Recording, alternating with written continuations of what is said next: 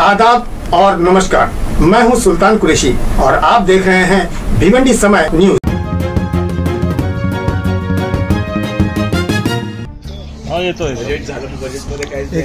दादा नमस्कार। मी आता आपले मस्त, तुम्ही कसे आहात दादा? इथे आली आहे, आपल्या लोढाधाम मध्ये आली आहे आणि आपल्या सगळ्या महिला भगिनी आशा सेविका सगळ्या दिसत आहेत आपल्याला। त्या सगळ्या आणि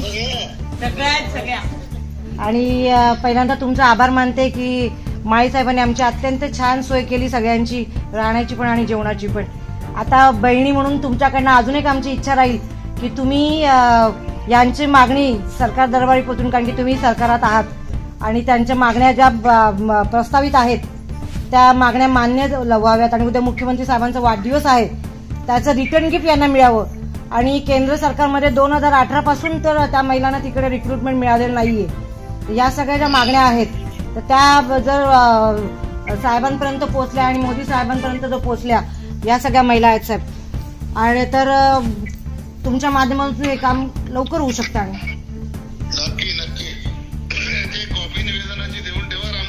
हो,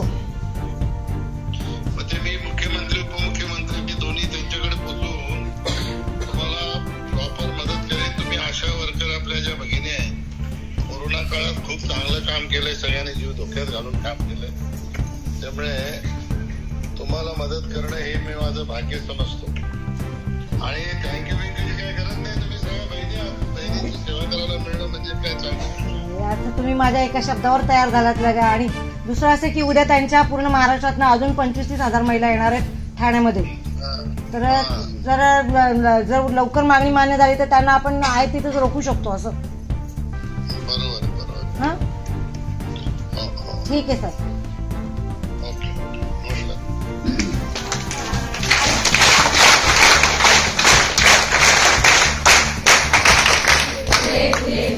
बरोबर ना?